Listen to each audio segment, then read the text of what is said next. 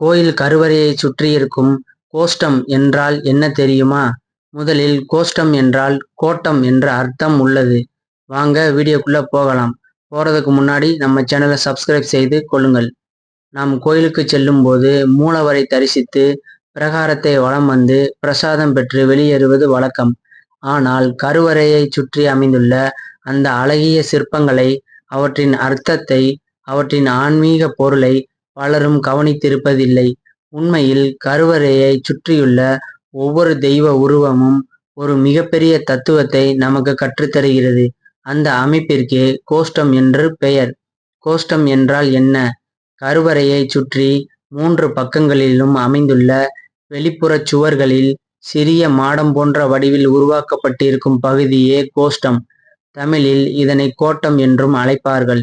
இந்த மாடங்களில் ஆகம விதிப்படி சில குறிப்பிட்ட தெய்வ உருவங்கள் பிரதிஷ்டை செய்யப்பட்டிருக்கும். அவை மூலவரின் மகிமையையும் அவரது பல்வேறு தத்துவங்களையும் எடுத்துரைக்கும் திருவுருவங்களாகும். சிவாலயங்களில் காணப்படும் கோஷ்ட தெய்வங்கள். பொதுவாக சிவாலயங்களில் கருவறையைச் சுற்றி தெற்கு திசையில் தட்சிணாமூர்த்தி, மேற்கு திசையில் லிங்கோத்பவர், வடக்கு திசையில் துர்க்கை ஆகிய சிலைகள் பிரதிஷ்டை செய்வது ஆகம மரபு. பிற்காலத்தில் ஆகம மரபுகள் வளர்ந்தபோது தெற்கில் விநாயகர், வடக்கில் பிரம்மா ஆகிய தெய்வங்களும் சேர்க்கப்பட்டு 5 கோஷ்ட அமைப்பு உருவானது. சில ஆலயங்களில் மகாவிஷ்ணு, விஷ்ணு துர்க்கை, நர்த்தன விநாயகர் போன்ற திருவுருவங்களும் காணப்படுகின்றன. தட்சிணாமூர்த்தி. தட்சிணம் என்றால் தெற்கு. அதனால் தெற்கு நோக்கி அமர்ந்திருக்கும் சிவபெருமானின் குரு வடிவமே தட்சிணாமூர்த்தி. அவர் பொதுவாக ஆலமரத்தின் கீழ் அமர்ந்தபடி 4 கரங்களுடன் யோக நிலையில் காட்சி தருகிறார். தட்சிணாமூர்த்தியின் திருக்கரங்களில் மேல் ஒரு கரத்தில் ருத்ராட்ச மாலையும் பாம்பும் இருக்கும். மற்றொரு கரத்தில் அக்னியும், கீழ் இடது கரத்தில் தர்ப்பை புல் ஓலைச்சுவடியும், கீழ் வலது கரத்தில் ஞான முத்திரையும் இருக்கும். இவை அனைத்தும் அறிவு, யோகம், வேதம், ஞானம், குரு தத்துவத்தின் அடையாளங்கள் ஆகும். தட்சிணாமூர்த்தியின் வலது பாதத்தடியில் முயலகன் என்ற சிறிய உருவம் காணப்படும். அவன் அறியாமை, ஆணவம், அகங்காரம், மாயை ஆகியவற்றின் அடையாளம். அறிவை பெற முதலில் அகங்காரத்தை மிதிக்க வேண்டும் என்பதையே இறைவன் தனது திருவடிகளால் உணர்த்துகிறார். லிங்கோத்பவர். கருவறையின் பின்புறத்தில் மேற்கு நோக்கி காட்சி தருபவர் லிங்கோத்பவர். இவர் சிவபெருமானின் முடிவுற்ற பரம்பொருள் வடிவத்தை எடுத்துரைக்கும் திருமேனி.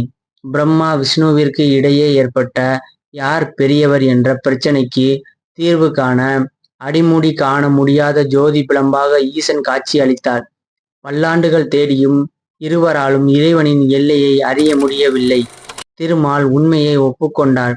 ஆனால் பிரம்மா தாளம்பூவை பொய் சாட்சி ஆக்கியதால் அவருக்கு தனி கோவில்கள் இல்லாமல் போனது. இறைவன் தொடக்கமும் முடிவும் இல்லாதவர் என்ற தத்துவத்தை உணர்த்துவதே லிங்கோத்பவர் வடிவம்.